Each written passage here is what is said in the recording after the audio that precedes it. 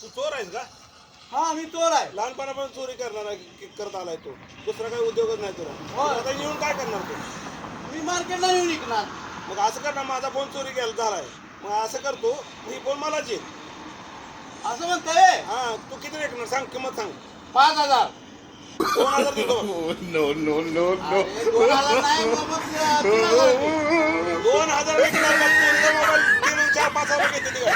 2.5 लाख दे. 2 ला देणार. परवडतो का तुला? 5,000 पैसे घेऊन जा. पण मी दिले 2,000 दे.